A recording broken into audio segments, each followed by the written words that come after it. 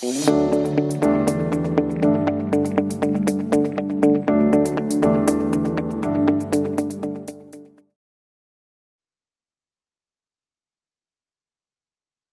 I'm being the host for today, I would like to welcome everyone to this WoW webinar, Innovation Support Services in Action, Innovation Ecosystems that Last. And we will get lessons from agriculture and beyond. And I'm Krista Mikkonen. I work for ProAgria, which is the largest agricultural and rural advisory organization in Finland.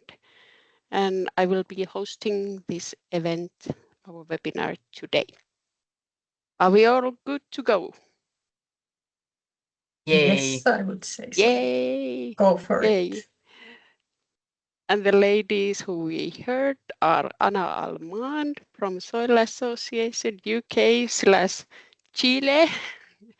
and Maria Suomela in Finnish, and she's my colleague, and they will be helping me hopefully through the event. And of course now my slides don't change, but now they do.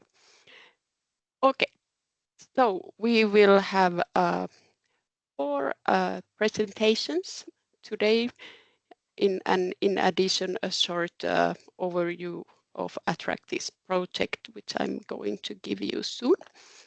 So we will hear from Do-It-Yourself Labs from Germany, Markus Hartmann. Then we will hear a presentation about creating multi-sector networks from France, from Stefan Roverand. Then we will hear how Academy of Fine Arts is helping innovation in agriculture from Giuseppina Olivieri from Italy. And then we'll have one presentation about startup through startup incubator lens from Jarkko Ruottinen, Finland. So quite a European-wide presence here today also among the presenters.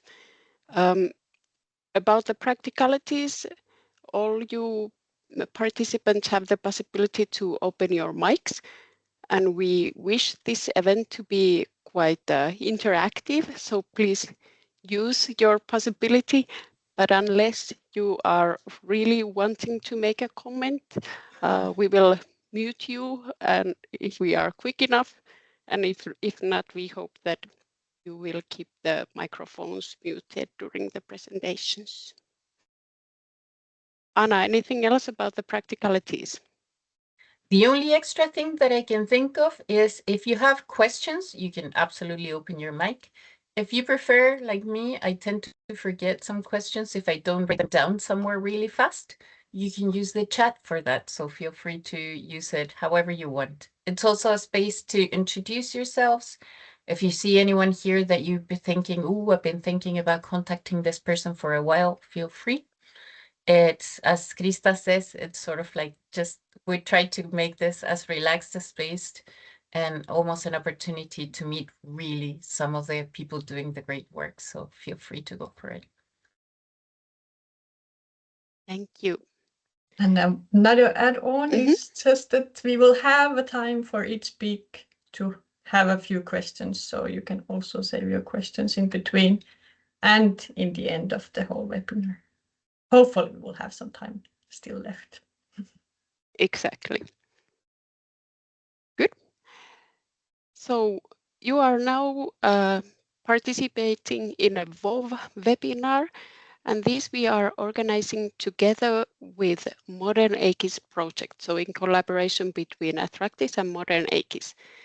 And in these WoW webinars, we are trying to look at innovation and agricultural knowledge flows from a very practical point of view, from the even down to the farm level and the day-to-day practice, but also from a wider perspective from a system perspective, which usually is more in the hands of Modern ATTRACTISS project, but our team today is rather on the system level. So we are being agile with how we divide the different teams with the two projects. And these WoW webinars we have once a month on Wednesdays, webinars on Wednesdays, and the next one will be by Modern ATTRACTISS in February, then it's March. Okay. And what is ATTRACTISS project? We are here to improve and embed competencies, approaches, instruments, and governance models, especially for innovation support services. And for sure, these operate within the ATTRACTISS in every member state. We are trying with this work to enable grassroots innovative ideas to come to fruition and generate solutions. And again, why do we want to do this? Is that we are embracing the transition for more sustainable agriculture and forestry. So rather significant goals in the end with ATTRACTISS project.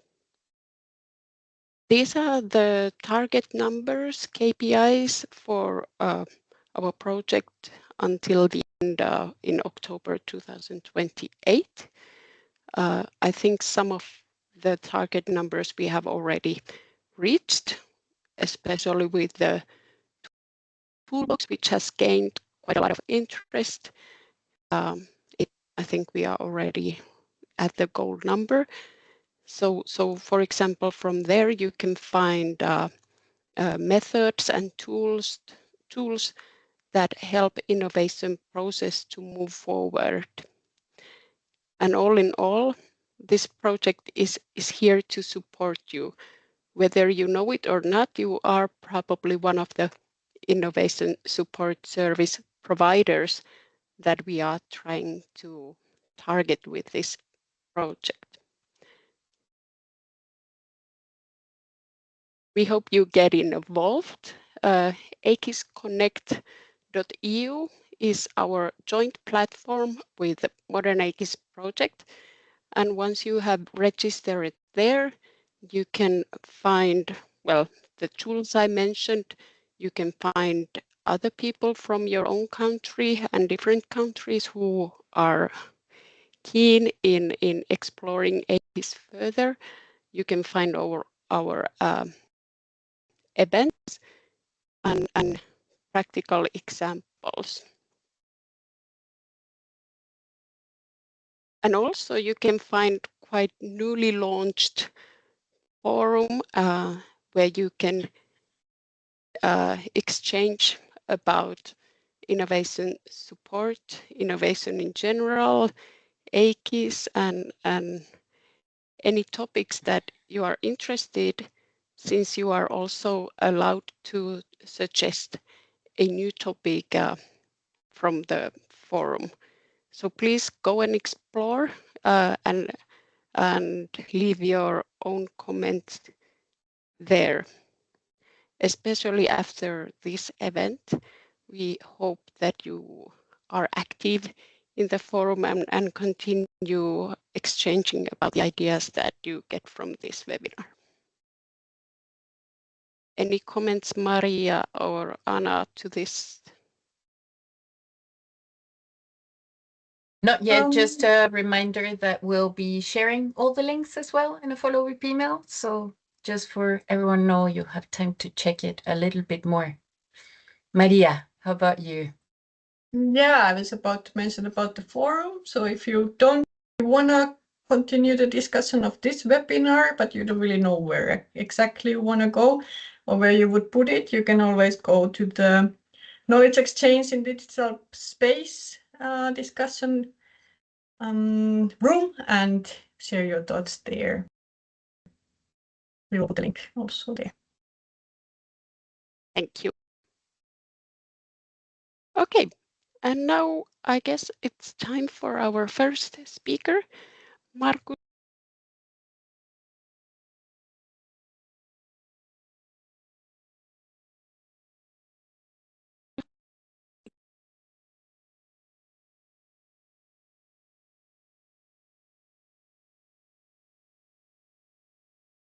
Perfect. Yes, hello everyone. My name is Markus. I work at the Chamber of Agriculture here in Schleswig-Holstein, which is the most northern federal state in Germany. And I work as an innovation support service for EIP operational groups. And yeah, thank you very much for inviting me, and thank you all for listening. I am going to introduce to you the so-called DIY labs, the do-it-yourself labs within the ATTRACTISS project. But let me start with something else. Silos. Yes, you heard right. I am going to talk a little bit about silos. When we think about agriculture, this is a quite familiar image. Silos, they store grain, they store feed, they protect our value on the farms, and they organize our production. But in many innovation ecosystems, not only in agriculture, we work in such silos. We remain in a similar environment, projects run parallel, and the knowledge we have remains quite contained. And yet, innovation does not grow in this, in this isolation, but more in interaction. It arises in interfaces between different sectors, and when different perspectives collide, when networks stretch beyond their comfort zone and new forms of collaborations start to exist. And this is why also innovations should be considered within a larger ecosystem. If we want to have these innovation ecosystems that last, we need to move beyond these siloed thinking and the existing silos we all tend to live in. And in ATTRACTISS, we ask ourselves, how can we deliberately create moments to break this siloed thinking, this siloed form of collaboration? How can we learn from each other? How can we gain valuable insights into proven techniques and best practices? How can we learn and explore and apply and test new things? How can we broaden our network and network with new partners? And the DIY labs are our response to that. But what exactly is it? They're not a traditional workshop, and they are not like one-dimensional expert talks. But the goal is to create a hands-on, cross-sector innovation workshop that blend all of these things, that blend inspiration talks, that blend practical collaboration, that blend networking in a way that directly supports real-world problem solving. So they try to combine theory, and practice and networking in a tailored collaborative environment where ideas turn into realistic and regional specific solutions. And one of the most important things is to bring voices into these DIY labs from outside our own silos, and ask and try to answer questions. What can we learn? What is transferable? What is what can we learn from each other? And the goal is not to copy things, but the goal is to expand the perspectives, trying to adapt and make use of what that is already working somewhere else. Once again, innovation ecosystems, they stay alive when networks grow, and they grow outside these silos, thinking these siloed structures across disciplines, across sectors, and even across cultures. We've done that within the ATTRACTISS project twice already, last year and the year before that, and another DIY lab is planned next month in Hungary. And what have we learned so far? We have learned that this simple idea of cross-sector collaboration works. It works combining expertise from agriculture, from business, from academia, from creative industries, and general generated technology industries, and that generated lots of fresh ideas and practical solutions. And bringing together all these diverse perspectives led to a more open-minded, effective way of thinking, and also to more sustainable solutions. We have also learned that the methods each sector uses are, at least in some parts, also transferable. So you don't need to reinvent the horse, but make use of what's already existing. And this is also a learning that, especially within the ATTRACTISS project, we have a focus on methods and tools, and these methods and tools from other sectors can be adapted across the sectors. For example, from the creative industry with different creative techniques and formats.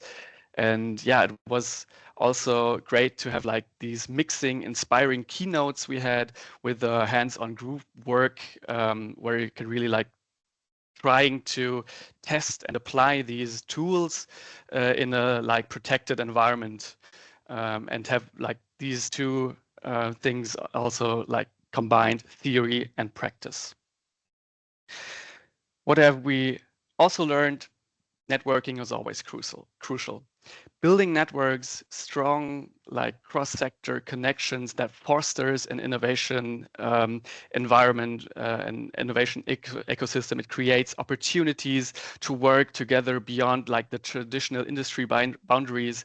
And this like platform we had in the DIY labs, this structured interaction, strengthen like the professional connections and build a foundation for an ongoing collaboration. It's not the end of it, but it's a foundation. It's the first like try to overcome these boundaries, and networking is always crucial. But also the local context matters. It's not like easy to treat every region, region the same way. You always need to adapt. What are the actors in my region? What are the players? Who are they? How do I get them engaged? And like to be somewhat flexible and try to adapt into what's already present and try to get the right partners involved. This is also something that we have learned. So last but not least, these DIY labs were just one way of internally and intentionally breaking this siloed thinking. Because once again, innovation ecosystems don't happen by chance, they are nurtured. And this is exactly why today's cross-sector stories we are going to hear after me are so valuable, because they're a great example how you really can move past these siloed structures. So let's start tearing down the silos, and that's already it with my presentation. I'm very looking forward to the next speakers to hear a little more concrete and practical examples how other industries are doing that, how they nurture their innovation ecosystem. Thank you very much. Thank you so much, Markus. I think that was a perfect introduction also to this whole webinar. I love the image with the silos. So Anna-Maria, maybe you can help me with the chat. Did we get comments or questions there? No questions there. Any questions from the audience with the microphone? Or of course you can still Lori. Yeah, hi, good morning. Thank you very much, Marcus. I'm very interested in the DIY labs that you have created. And I was wondering whether you could give a bit more concrete examples of what exactly was discussed in these and what were then the outcomes of these discussions. Yeah, for example, what were the questions you started from and then what were the end results of the labs? Yeah, sure. So we had 2 DIY labs, one in Germany, one in Italy. They were somewhat different in the approach, but once again, there was one key learning. We had to adapt to the local context. And the basic concept of the DIY labs is to have some sort of input, lightning speeches from other industries. So, for example, in Germany, we had experts from the creative industry, from a creative agency, who was talking about creative methods on how to be innovative, let's say that, but also from the economic and business sector, how they try to nurture innovations in their field. And the second part was the more interactive part where we had group works, group discussions, and a word cafe working on specific questions in the word cafe on how to nurture an innovation ecosystem, how to support actors in different phases on their innovation within their innovation process. And one of the goals was, of course, to nurture the toolbox, the ATTRACTISS toolbox, and try to identify tools from outside of agriculture, which we can also use. So a lot of the tools that have been identified are already part of the ATTRACTISS toolbox, which you can find online. So this was our main target to work on the toolbox and to identify more tools. And the bycatches was the whole networking thing. Because it was basically the first time these different actors really had the chance to meet each other, to talk to each other. And even though they are active in a familiar field, you always suspect they all work with startups, for example, so they should know each other. But my experience that this is a misconception because they usually or often don't. And giving them the opportunity to not only meet each other, but to work on something together during this event, that really helps shaping the connection. Yeah, I hope this answers your question. Yeah, thank you very much. Just Great. super short to complete that. I've just put in the chat. We have a link to a do-it-yourself page where there's an agenda. There's the deliverable if someone wants to read it, but there's also the agenda and some of the tools used, so you can get some inspiration there. Absolutely.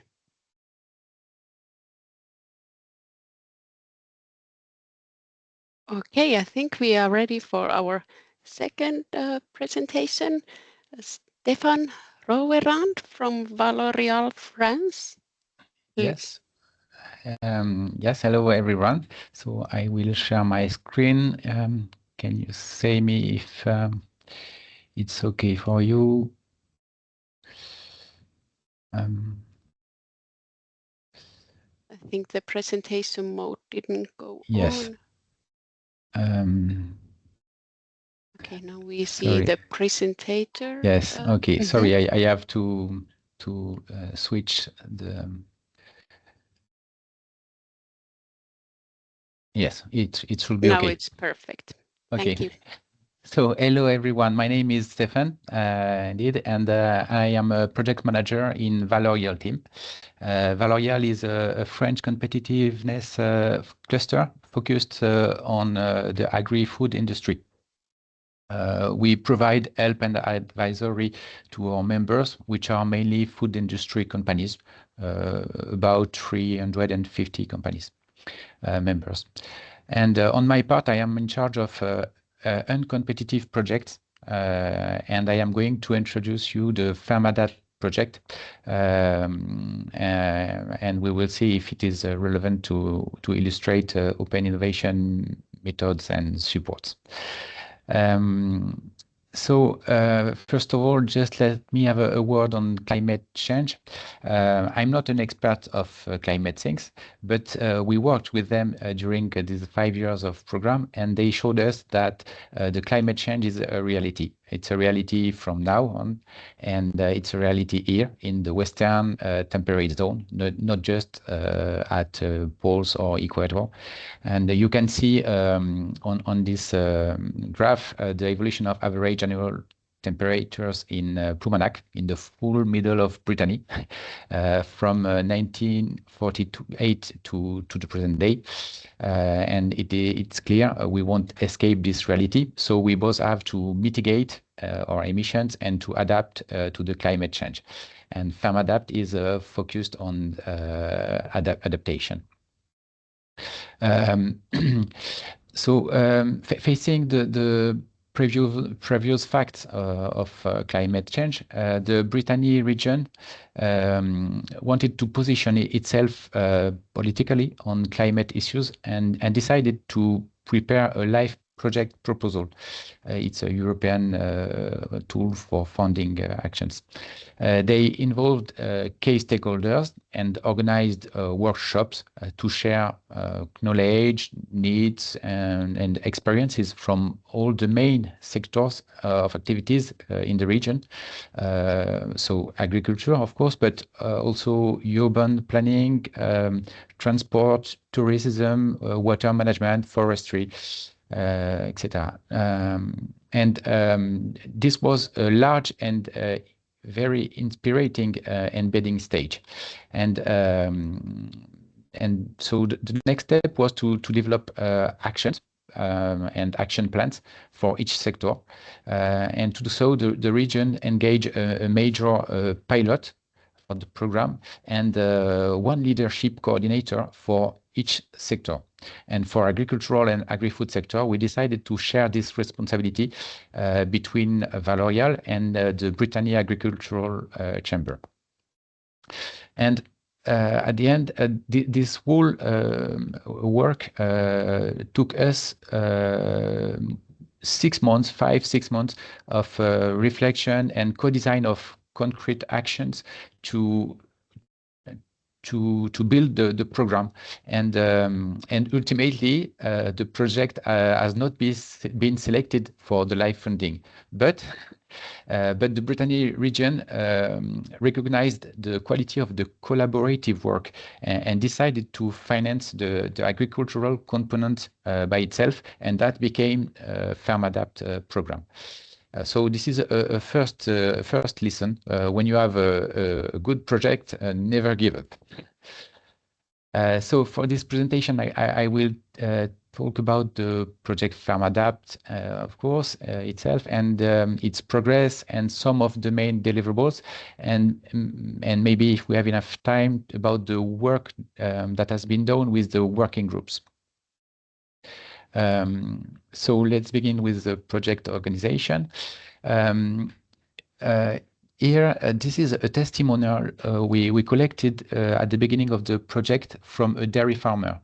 What he told us is that ultimately the problem of climate change for farmers is the same as it is for all of us. They are aware of it, they know about it, but they don't know what to do and how to do about it. So we decided to work in the whole project with the aim of producing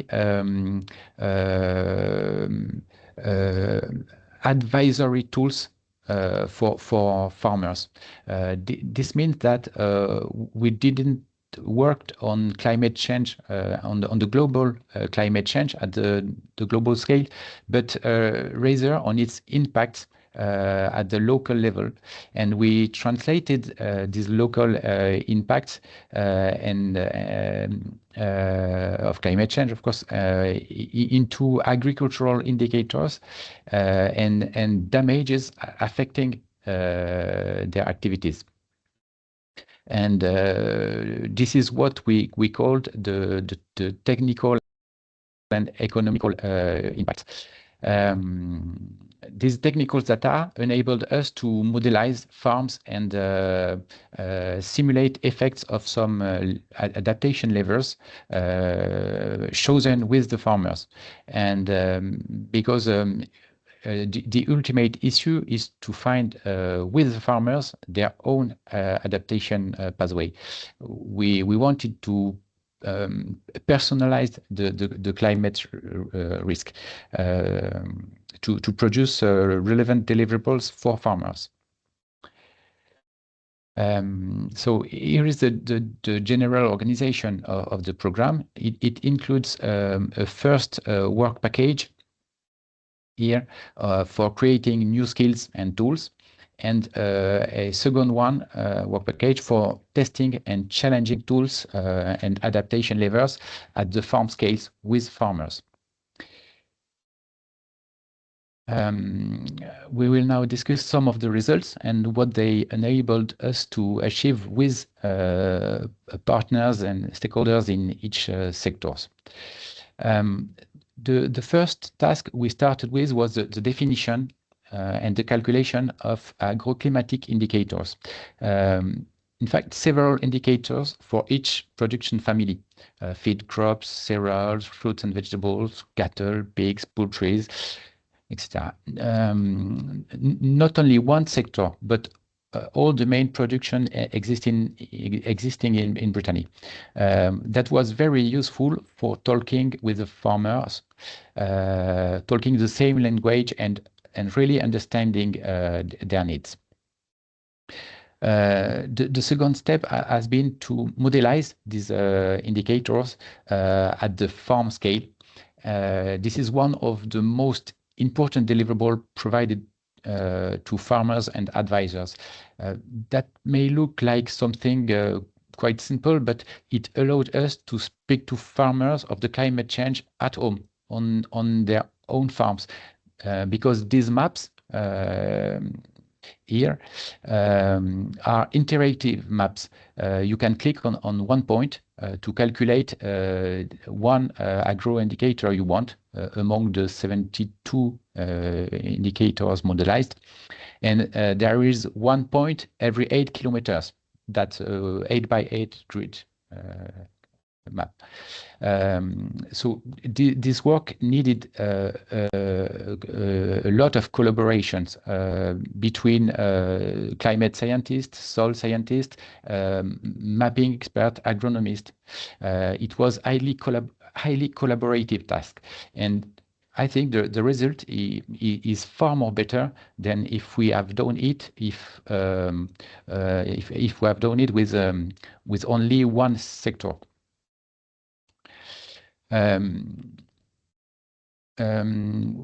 What is important is that all the previous information concerning the climate description, the indicators, the maps are also available on technical abstract, like this one. I just show you an example here, but you can download all the abstract from the website page of the program. And you can see we made this exercise for several sectors of production in agriculture and in the different climate areas. It shows that it exists several ways to reach these deliverables. And it's a big point for results adoption.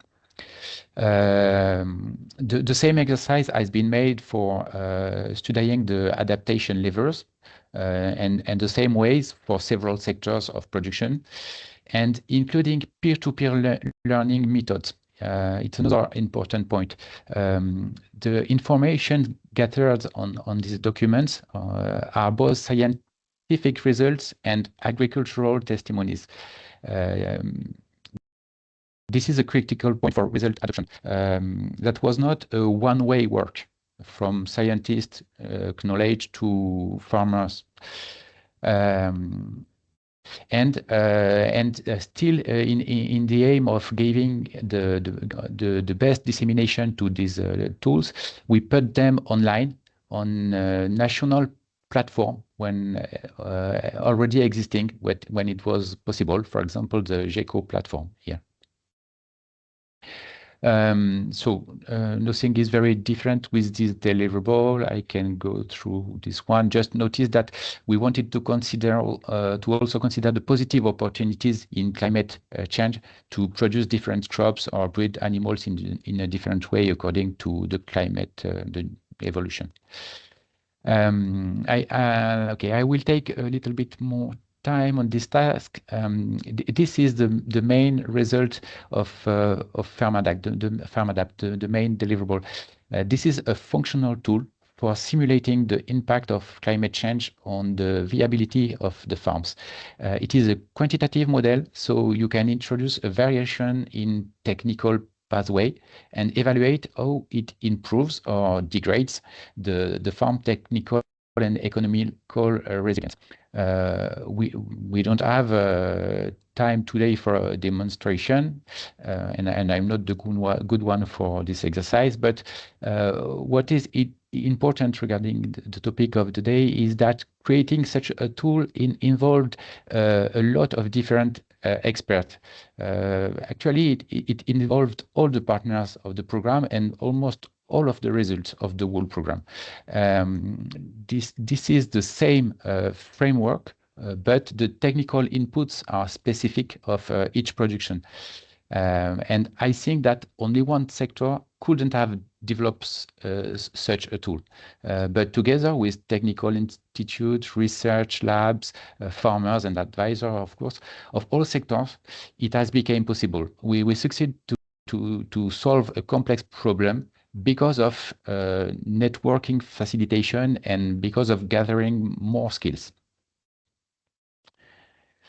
So I can go through this task, and yes, what you must know is that all the deliverables are on the Brittany Agricultural Chamber website. Following this link, you will find all the deliverables, including videos, technical abstract, experiment reports, the diagnosis tools, of course. And this is the point regarding the result adoption, to deliver it by several ways and different shapes, because each farmer is different from another one, and each advisor is different from another one. Something else I want to share with you is that all the deliverables have been co-produced and validated with farms groups. They've been tested by advisors with farmers. We worked with both researchers, farmers, and advisors to decide what should be included in this technical abstract, in these reports, how many pages they should be and how detailed they should be. This is a really participatory science, and this is also a major claim for the adoption of the results. The last part is of my presentation is about the operational groups of lighthouse farms.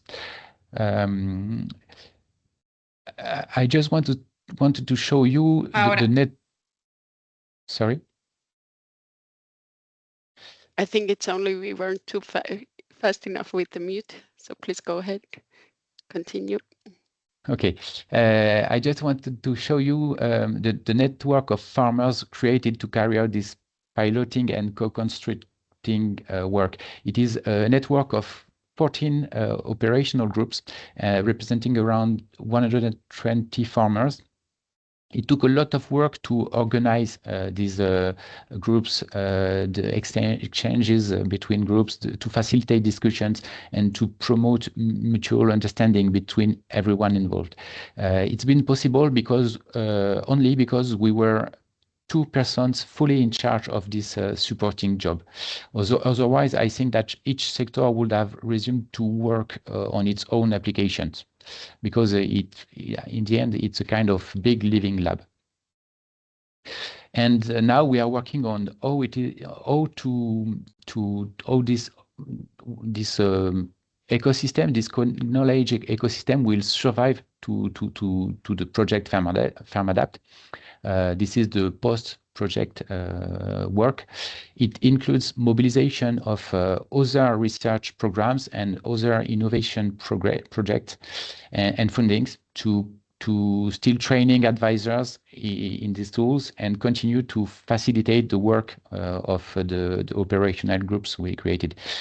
And I think training is the main way to widespread adoption of new practices, because it is impossible to bring together all the farmers of a region around a table around one project. So the training is a very important thing. The other way is the financial support from policymakers. For example, the Brittany region decided to include the diagnosis tool, Climalia, in the conditions for granting aids for establishments of young farmers. It's been a big point too. Because it means that we involved farmers, technicians, scientists, advisories, and ultimately policymakers too. And the last point is about dissemination. We tried to let all deliverables in open access by several channels to be widely spread using public support. In addition, you can see here some actions illustrating this effort of dissemination for the sustainability of the tools and the deliverables. The teaching, again, the teaching of technical of teachers of technical secondary school is a major target, because these students are the next generation of farmers, and so they must have these skills known, and so we have to train their teachers. But we also organized demo days event, training sessions, scientific meetings. And as I said, it is very important to communicate on the deliverable by several ways and different shapes. As a conclusion, I just want to highlight 2 points. The first one is that a collaborative program such this one needs to bring together multi-actors partners, climate scientists, agronomics, advisors, lighthouse farmers, policymakers. And it is an opportunity for the program, and we saw it brought us to a lot of successes, but it is important to keep the consortium in a manageable size. I think around 15 or 20 partners. And the second point is to be careful to save a wide part of the work and time on learning and training action, because you will need relays to disseminate both during the time project and after its end. So it is very important to clearly define the user targets and the dissemination channels from the very beginning of the program. Okay, so thank you for your attention, and I'm sorry if I've gone on a bit too long. Thank you so much, Stefan. I think this was a very interested and sounds like a hugely impactful project you described and told us about. I think we will leave questions to the end. What do you think, Maria? Yeah, there's Stefan? no urgent questions, at least in the chat, so maybe we will continue. Yes, yes, for sure. Let's continue about this presentation also in the chat. I just want to highlight that I love the idea of personalizing climate change for the farmer. Wow, that made me think of many things. But let us continue with Giuseppina Olivieri from University of Naples, Federico II, Italy.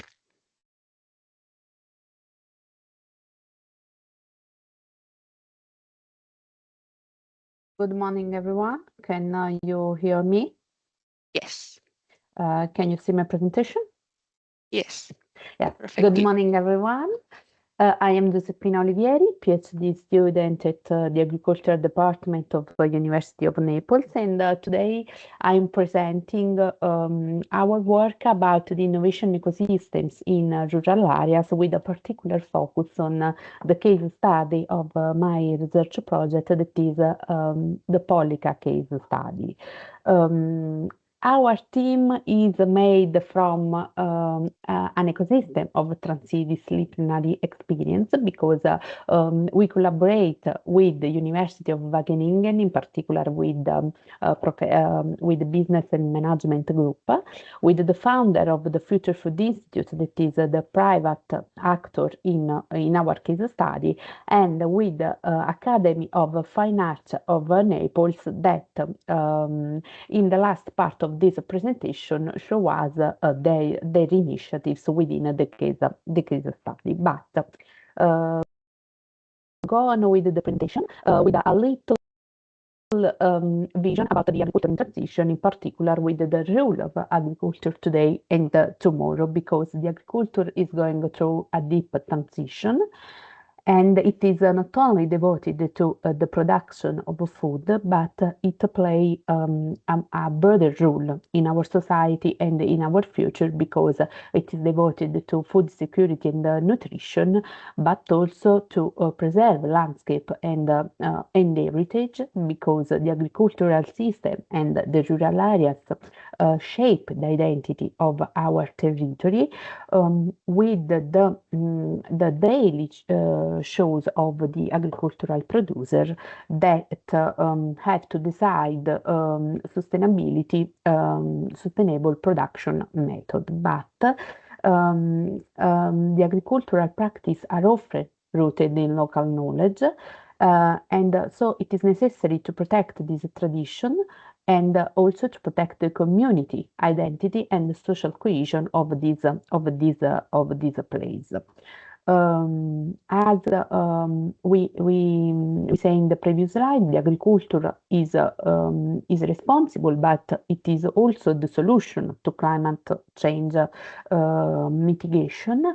And the last but not least, the agriculture had the role to manage the remaining space for humanity, as Rockstrom and colleagues said, in order to preserve a safe and just operating space for humanity. So the challenge of today agriculture is to balance productivity, but also environmental limits and social equity, in order to foster a sustainable development of rural areas. So in this context, it is necessary to redefine the agricultural system and also the rural system, in order to identify new functions and new boundaries of the agriculture. So it is urgent an ecosystemic approach with take into account the interaction between the agriculture and the other sector, because the agriculture is no longer considered an isolated sector. And in this vision, it is necessary also to identify the new type of stakeholders and map these stakeholders. In the next slide, I show in detail this problem.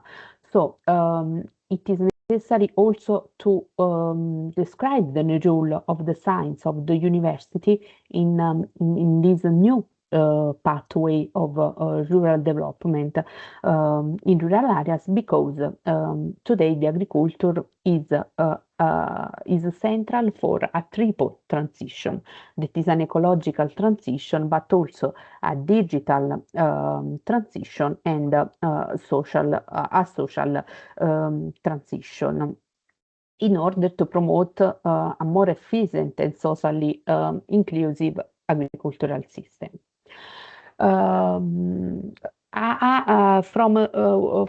an innovation ecosystem point of view, we focus on rural areas because the rural areas host the most of food production activities, but also natural resources and farming communities. For this reason, understand that transformation, it is very essential to redefine today agriculture. In this slide, I show some data about rural areas, because in Europe, rural areas cover 83% of the territory and thus about 30% of European population. And in the modern vision, rural areas are no longer considered marginal place, but are considered laboratories for sustainability, where new practice can be tested, arenas for social experimentation, because innovative solutions are developed to address social challenges, and a strategic node of ecological transition, because play a key role in climate tech, biodiversity protection, and sustainability food system. So today, rural areas can be considered as innovation ecosystem. But what is an innovation ecosystem from a research point of view? As a university, we identify the innovation ecosystem as the evolving set of actors, activities, artifact, institution, and relation that are important for the innovative performance of an actor or of a population of actors. So, in our theorization, we found Pollica that we consider a virtuous example of innovation ecosystem in Campania region. In this slide, I show some peculiarity of Pollica, that is in southern Italy, in Campania region, that has several resources, such as is the cradle of the Mediterranean diet, have some traditional production, such as olive oil cultivation, menaca fishing. It is the place when regenerative agriculture is applied, and is a place richness in biodiversity, but also in historical, cultural, and traditional heritage. But like some other rural areas, Pollica suffered the lack of basic services, the youth migration, and the aging of population. So, from the meeting between the Future Food Institute and Pollica Patea Campus, Future Food Institute is a social enterprise with different headquarters all over the world. And the municipality of Pollica, this social enterprise start some initiatives for community revitalization. In this slide, I want only to show some initiatives, but you can find more information in the official site of the Future Food Institute, because the Future Food Institute organized a very lot of initiatives that was for community, like Pollica Photo Marathon, or for younger than students of the place like Paideia Digital Academy or initiatives that want to promote and valorize the local tradition dishes within the Mediterranean diet. So this slide shows also some initiatives. And then, as a researcher, we observe in rural areas a new pathway for rural development. So we analyze what stakeholders which are the new type of stakeholders involved in this innovation ecosystem, and now do the social enterprise reshape the local relationship and revitalize this community. And then we found in this slide new type of stakeholders. We analyze the stakeholders in 2021 and 2024 with their role in this new time, and we found some new stakeholders in rural areas such as innovation firms, digital and media actors, and the social enterprise. And I want to underline that the only rule that remain the same in the time is the rule of the social enterprise as initiatives orchestrator that coordinate but also stimulate the relation and the flow of knowledge and activities in the area. So what we found about the changing rules, the farmers become innovation ambassadors and living lab contributors. The local community become community entrepreneur and co-creator of initiatives, and also private company become partner of the ecosystem and active innovator. In addition, we found new stakeholders such as the social enterprise, the private firm that have origin in some fields such as neurotech, the medical and healthcare field, and also the Academy of the Fine Art. About the digital solution, we found that the digital innovation affect the relationship, local distance. In this slide, I show the origin of the stakeholder that we have interviewed and the typology of stakeholders that we represent. And we found that the local community and the local business engage with each other and with the emerging digital technology thanks to the action of the social enterprise. About the community revitalization, we found that the personal relationship that social enterprise established with the local community foster trust, but also the embeddedness of social enterprise attract the external actors, and the role of the social enterprise is essential to promote and valorize local production system and cultural and traditional heritage. Now, our colleagues from Academy of Fine Art show us some of their initiatives within Pollica. Giuseppina, I think we lost. Yes, now we have you. Hi, nice to meet you. Hi to everyone. I'm Giuseppe. I'm a researcher in art, science, territory, and community at Fine Art Academy in Naples. And we are here with Max, that is one of the students of our lab, and our professor Alfredo. And we belong to the collective MISTAKE, that is the acronym of Mediterranean Initiative of Art, Science, Territory, Art, Knowledge, and Environment. And MISTAKE is MISTAKE is a human collective united by the desire to bring together artistic and scientific research driven by driven by the urgency to address both environmental issues and matters related to the protection and preservation of local territories. And the goal is to foster interaction between our collective and citizens in order to tackle challenges and contribute to change the world through creativity, research, and the act of care that a place and its community requires. So citizen science can meet citizen art. Our project is called È un mondo possibile, a world is possible, and the project is set in Pollica, as Giuseppina said, and in the last May, always in Pollica, we meet the Pollica Living Lab and the community and the citizens that we brought from Naples a little gift. It was a gift for the...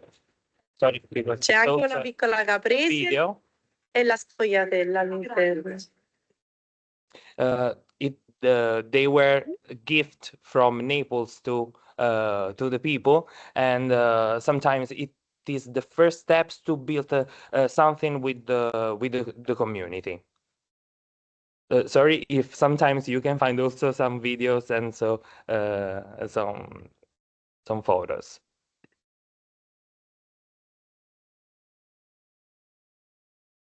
Every time we want to create something with the community, we move ourselves with all our lab in that place, living the daily life with people, meeting them, and trying to explain our project, creating with them strong bonds.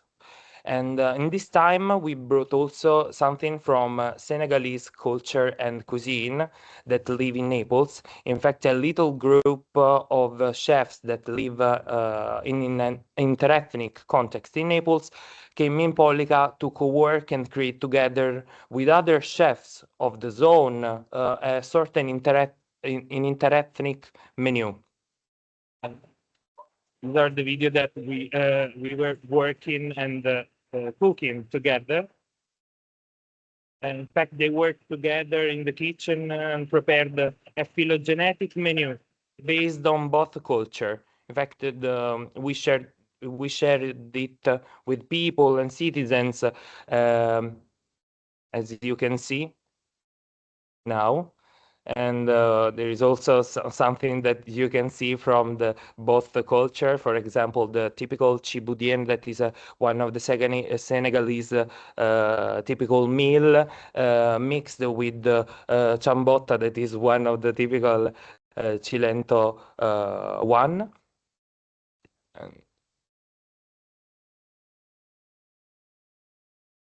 And also the things, the typical cafe and also other beverage.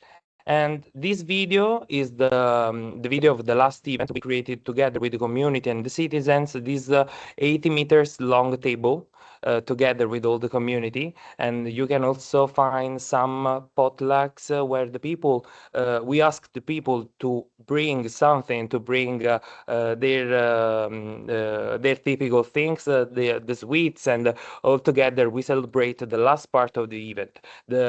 It's important to underline that every time we want to create something with these people, we are focused on the process that we create with the people in the whole period that we stay there. And the last event is only the top of this iceberg after all this period that we spend together. And okay, these are devices and other types of installations that we create together. For example, we can see this wall projection where all the citizens are projected on the wall, or for example, this building that pulls together with in the same time of the lamps on the table. Some flags. This is all our group, our collective of students, teachers, citizens, and the chefs that we together at the end we celebrate this moment. Thank you for the attention, and I finished. Thank you. Okay, if I can only conclude our presentation as Academy of Fine Arts show, we, from a researcher point of view, found a new configuration of the ecosystem in Pollica rural areas, because when we arrived, we found some piece in different places that with the action of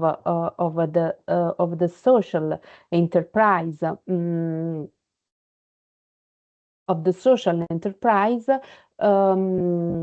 become an organized ecosystem that work together in order to foster this new rural development pathway. I want to conclude with an idea of our mentor, Manlio Rossi Doria, an important Italian economist, that say that idea work on the leg of women and men that want to underline that we have to have the courage to try and to share our knowledge. Thank you very much for the attention. Thank you, Josefina and Giuseppe. Was it?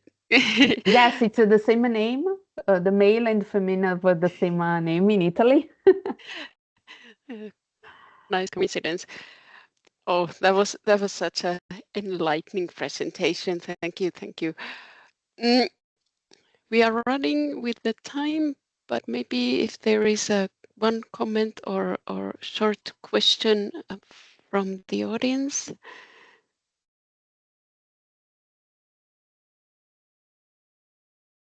I found a sort of lost word from your presentation, which was artifacts.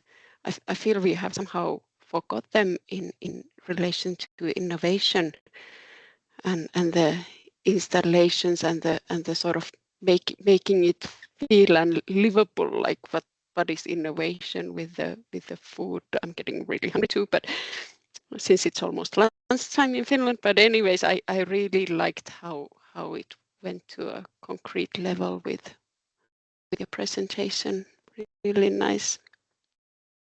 Okay, but I will stop talking since it's time for our final presentation for today. Jarkko Ruottinen from Finland, please take the floor. So, are you seeing now? Yes, we see your presentation. Yeah, good. I will take my camera off because I did have some lag in my presentation, so hopefully it will last. But yeah. Jarkko, can you put the microphone slightly closer? Is it better now? Yeah, okay. I think so. So,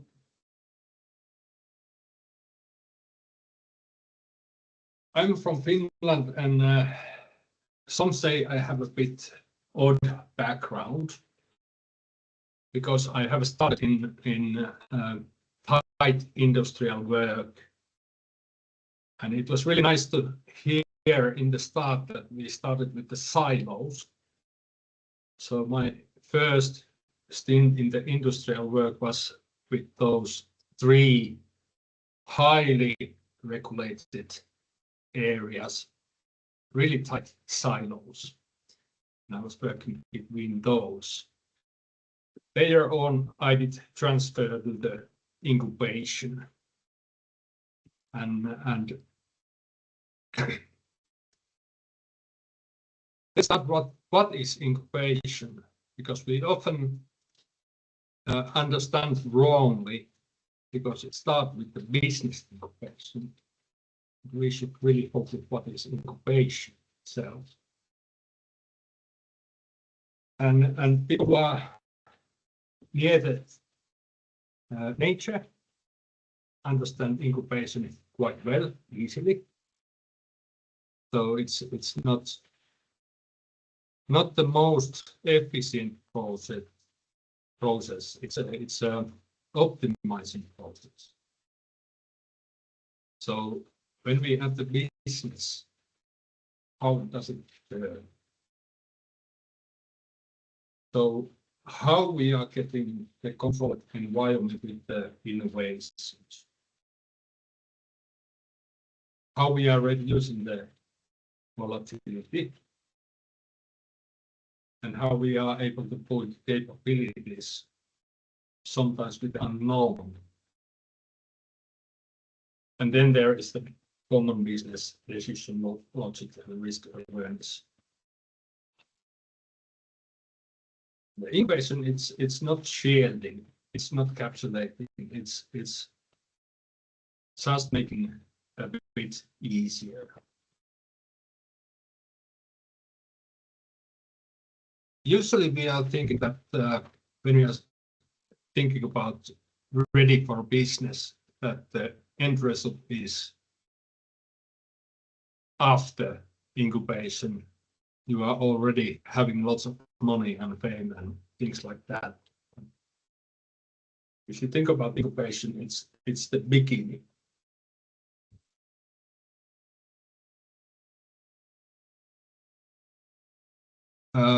We already did see the resilience in the earlier presentations, but what does it mean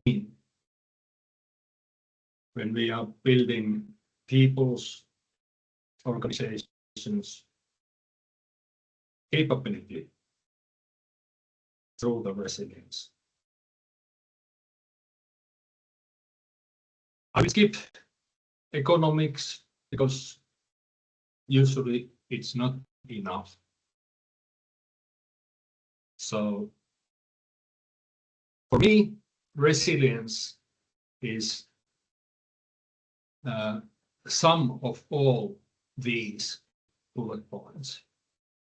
If you remove something, your resilience is shaken. At incubation, we are putting more of these. It's really basic things, and it's easy to see, like education, like universities and schools are thinking that we are already doing this. But when we are doing unknown things that people have not done yet, many times it's not the basic things what is needed. It's more or less applied. So companies, people, innovators are seeking applied things many times. And everything is iterative process. So you go through these, you get more resilience, then you start again. So you are building step by step things and going deeper and deeper and finding new things and building concrete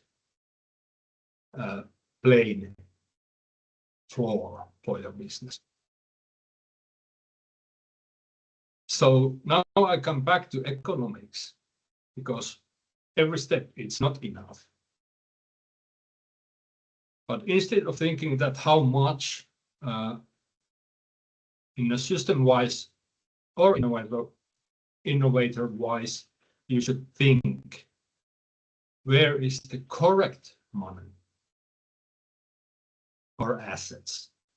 Because many times we have money, but it's regulated so that you cannot use it in a certain thing.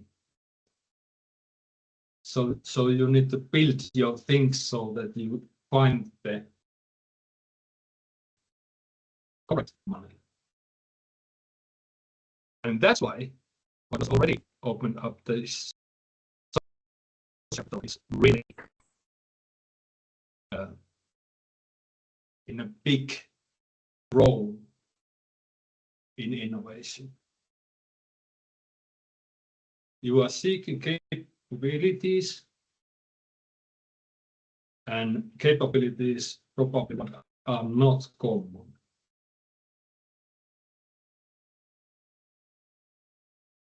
And also capability to adapt at the same time. And this is the hard part. Many times we have a process, we have a product, what we can offer to the company who is building innovation. But the innovator needs small, detailed part and some kind of adaptation of that part to the innovation. So it gives a lot of willingness to do different things than you are used to do. And it doesn't follow your normal process. So this is how euros, money, goes. It's a big picture and lots of small arrows. So, but it's easily shows where is the fast money and where is the knowledge. And this is all time mixing it together. So when you are building a mill, you are not able to focus on one point there. You need to use all. And that makes it hard because the predictability is not so easy. Also, we are used to work in an industrial environment where everything is really stable and defined. An innovator is coming from different world. So this is good picture. Show, because there are people usually asking how startup is different and where. And I can just say it is different. So it's every way different. And this is what we should understand when we are making cooperation.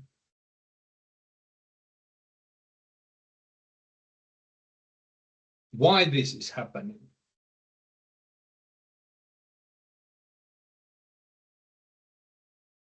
We are used to incremental. Our world is built, our business is built usually in the incremental development. So adding some pieces, making things bit better. And now we need more radical approaches.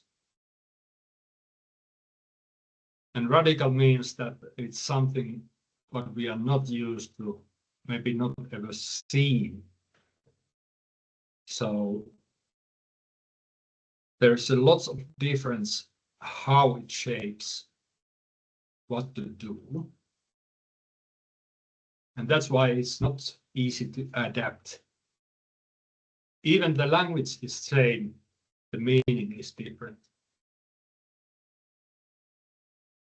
There's few things like time. This is probably the most biggest obstacle. Every phase you are asked when. When you are in radical side, you probably don't know when. It's just in the future. Maybe soon.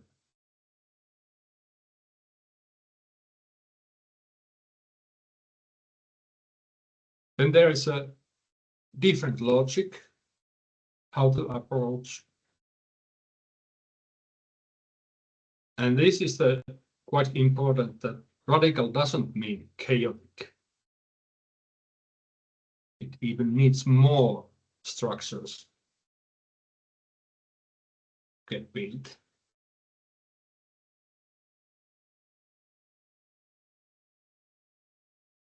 Then ecosystem side.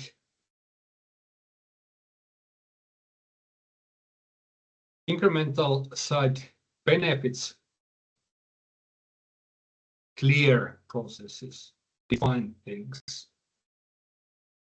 But radical development requires differentiation in the risks and integration of capabilities across organizational boundaries.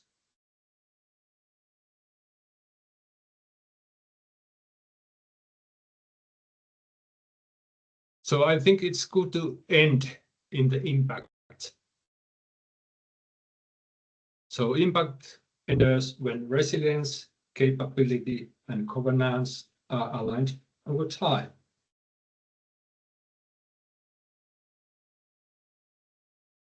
So I hope this opened up a bit.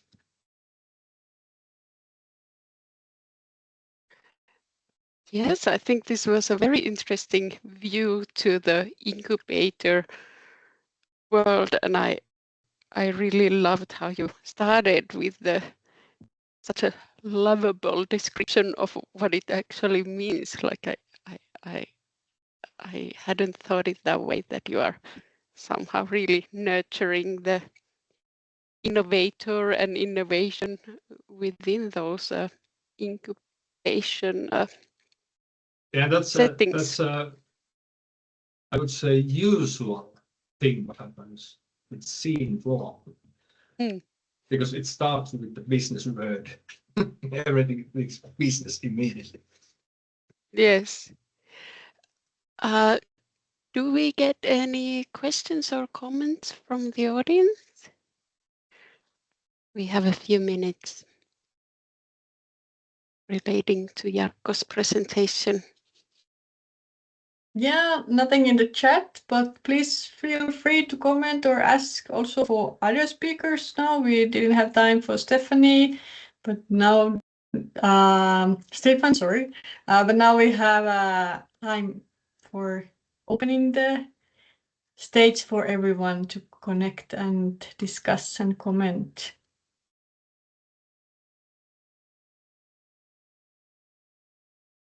Anna has a question. Do you want to say it yourself, maybe?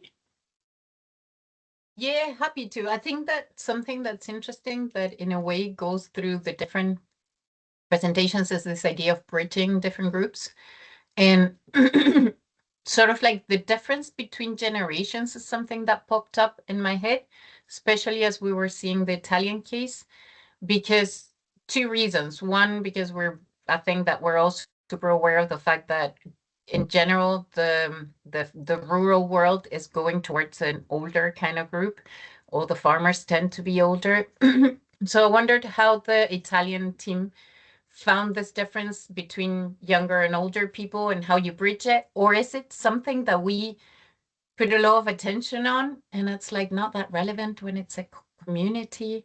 So and I think that it probably applies to other things where we have this idea that it's like super different, and actually it's the common experience is enough. Okay, can I answer? Okay, Please. in the case of Polika case study, we point attention to the study of the relation between generations. In particular, we found some initiatives implemented by the social enterprise for grandmother of the place. For example, in some summer camp, the grandmother who before the arrival of the social enterprise in Pollica stay at home, with the initiatives implemented by the social enterprise, start to create some goods for children, such as biscuits, and involve these children and younger in the preparation of these local dishes. And for example, in the World Day of the Mediterranean Diet, the younger people had to share a photo of traditional dishes made with the grandmother of the place. And this contributes to start or reconciliate a link between the generation. I want to underline a thing that maybe in my presentation I don't stress sufficiently, that Pollica had all the resources before the arrival of the social enterprise. The place of Pollica was the cradle of the Mediterranean diet and have all the resources that the social enterprise use to promote and valorize the place, such as the traditional dishes in this case. And personally, I have some interview for the analysis with the grandmother of the place, face-to-face interview, and they were very happy of these initiatives because they have a lot of time and they don't work, are not occupied, and they want to contribute for their community, and they were very happy to participate in this challenge, to make a video photo of their action in our case. So maybe a hidden resource that we should be tackling. Yeah. Stefan, would you like to continue? Yes, just to share a comment with you.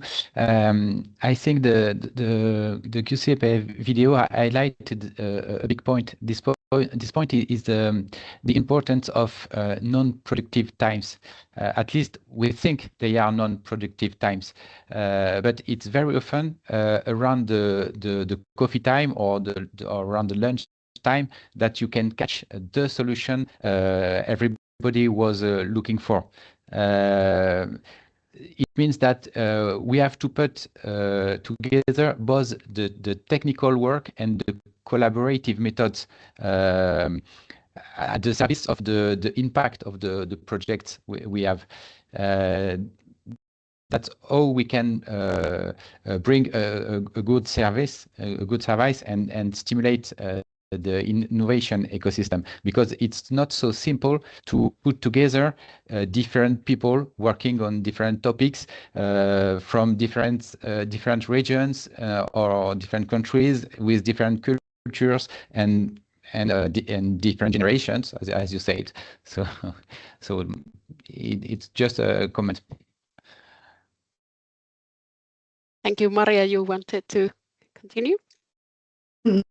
Well, I will not continue the discussion. It's a very interesting one, but I will just share the poll now. Don't get disturbed. I will put poll for some feedback to collect from you. I hope many of you can answer, that we know to work better next time.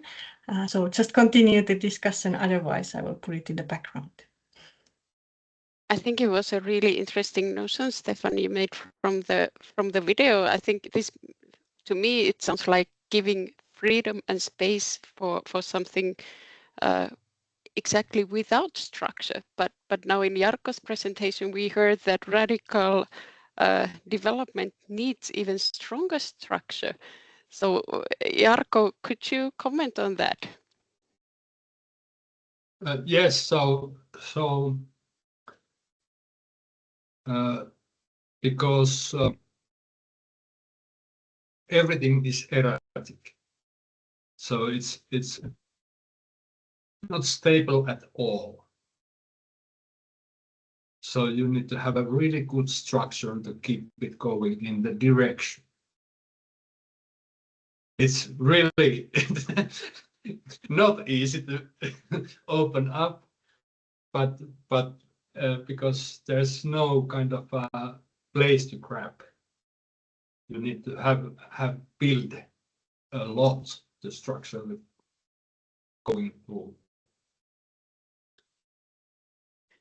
It's immediately changing, so you need to really adapt fast and always build something to grab on. Is it somehow that if some disruption or the change is strongly within the innovation, then it needs stronger somehow structure or support to? If I how do you put find it it like this, that when we are like those industries where I have worked, those are really top level structures to keep things stable. And innovation is top level structure to find out new and find out relevant. So you because you don't know when you find the correct one. You always need to build a new structure that you can test and explore things. So if you think about exploring, you can do it stupidly. It turns out dangerous immediately when you are exploring. When you go to the forest and nice animal, oh, it bites. So yeah, so explorer kind of predicts, and you need to safe secure all the time that you are not breaking everything. It's not easy to explain. Yes. I think we got But an it's idea. totally different philosophy. That's the biggest. It's not so different what we are used to. Like researchers, they are doing similar things in the university, and they're researching new. Because you don't have a enormous amount of money, you need to kind of always optimize something. And optimization needs a structure. Great. It's not easy to even draw. but yeah, it needs a really tight structure to get safely further on, let's say so. Thank you so much. Okay, we have reached the time limit for the webinar, but maybe if you have a few minutes, we can have just one or two comments. Markus, I would like to ask you, since you started with the silos, did you get something new for that idea from what you heard? I think what we all had in common was trying to provide a platform or a format where exchange is possible. And I think all these approaches, are a way of tackling the boundaries, the silo boundaries, and trying to overcome it. So this was actually a great example of different ways on how to overcome these siloed thinking, these barriers. I think that makes it around like webinar for today, in my opinion. Thank you. Okay, I'm lousy wrapping things up, but I think it's time. So thank you, everyone. Special thanks to our speakers and the great presentations, and also Maria Anna for co-hosting. And I hope you all continue discussions in the ATTRACTISS.connect.eu platform, where we can find the forum, and we can definitely keep on exchanging with these thoughts. And I think we are good, and we'll see you hopefully in the March webinar. Great. Thank you so everyone. much to everyone. Thanks a This is lot. really inspiring. Thank you. Bye-bye. Thank you, Maria Thank you Krista, very for much. organization. Bye. Bye-bye. Bye. Bye. Bye.